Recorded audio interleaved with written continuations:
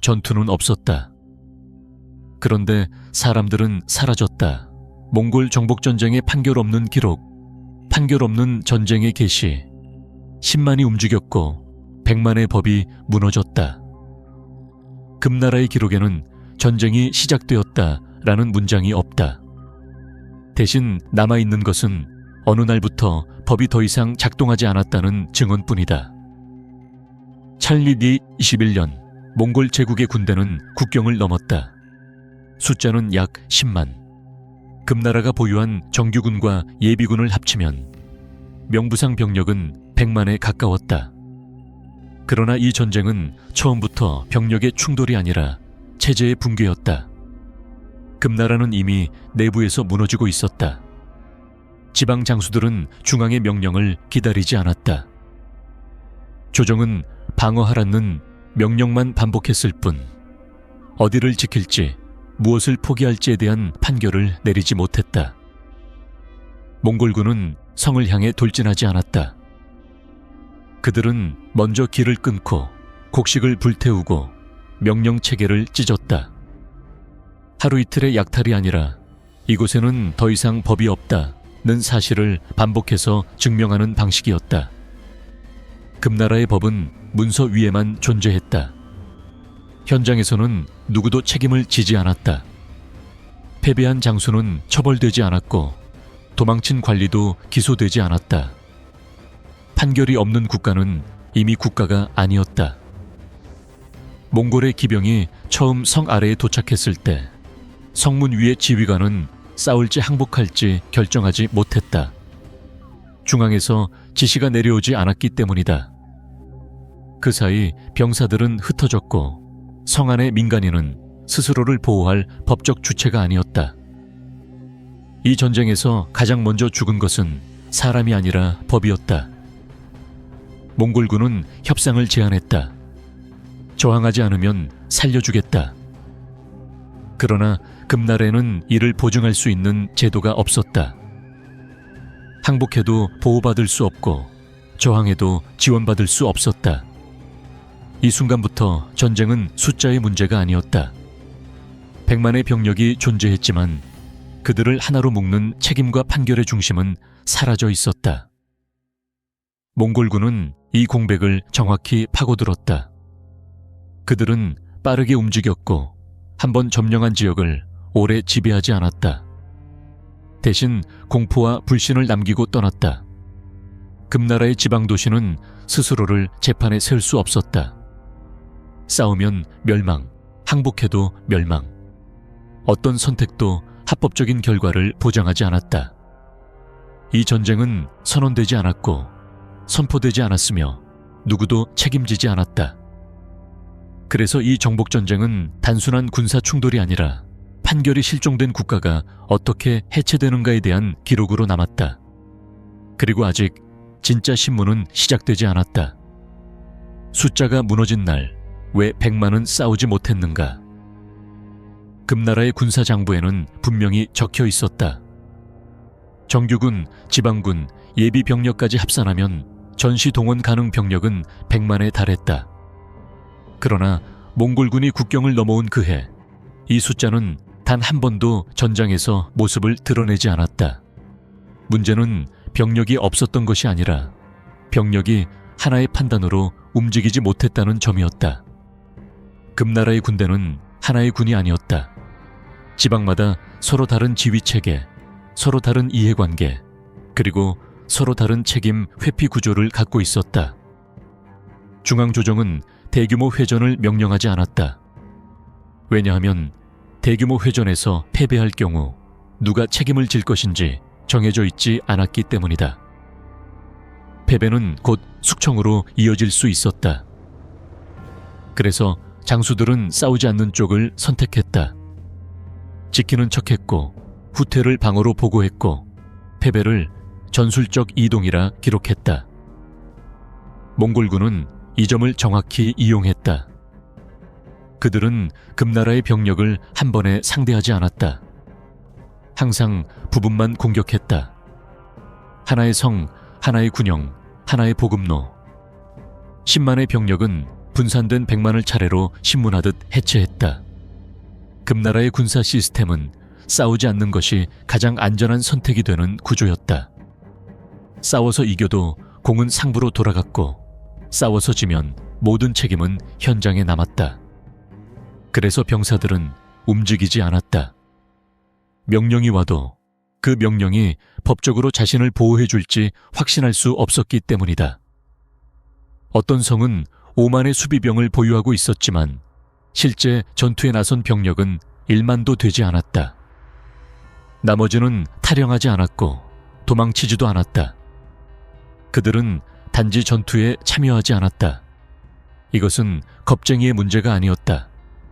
이것은 국가가 병사에게 계약을 제공하지 못한 문제였다. 몽골군은 숫자를 계산하지 않았다. 그들은 반응 속도와 결정 공백을 계산했다. 금나라가 회의를 여는 동안 몽골군은 이미 다음 목표를 지나고 있었다. 금나라가 책임자를 찾는 동안 몽골군은 이미 보급로를 끊고 있었다. 100만은 숫자로만 존재했고 전장은 늘 소수의 병력으로 열렸다. 이날 이후 금나라 내부 문서에는 이상한 표현이 반복된다. 병력은 충분하나 사용이 불가함.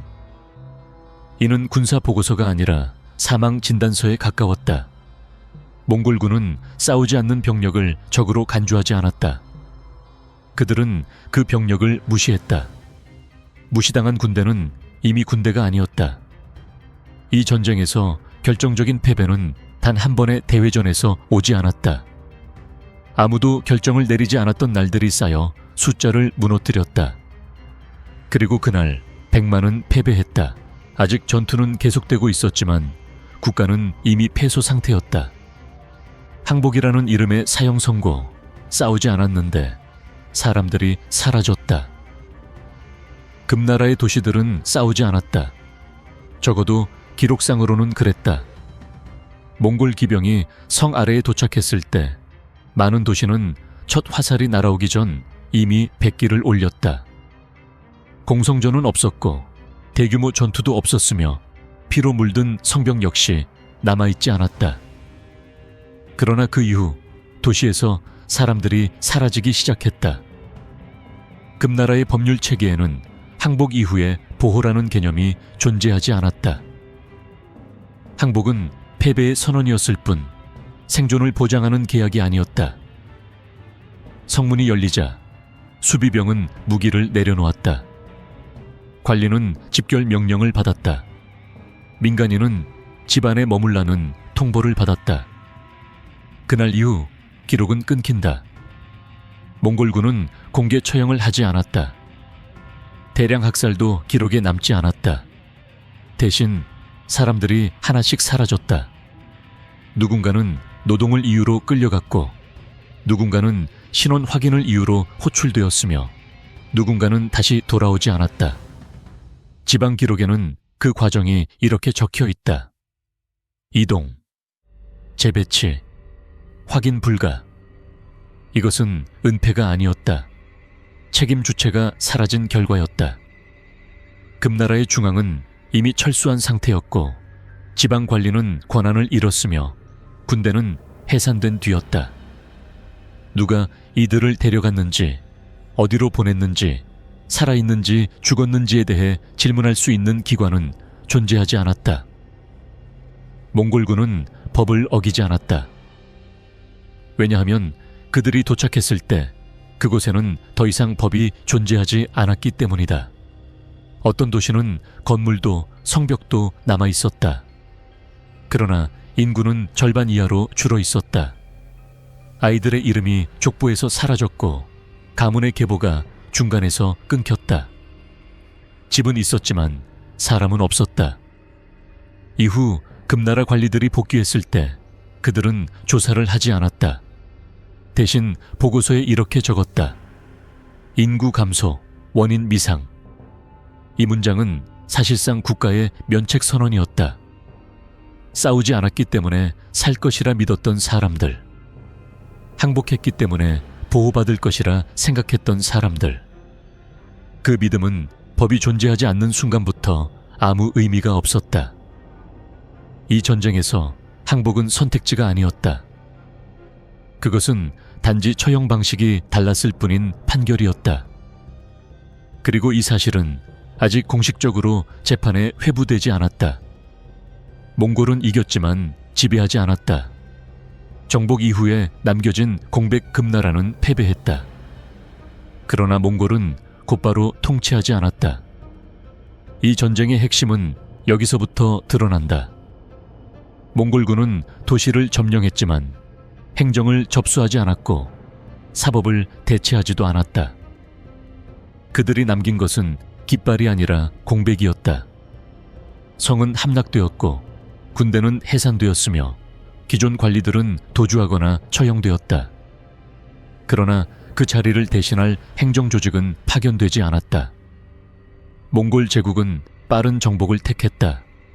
장기 통치는 목표가 아니었다.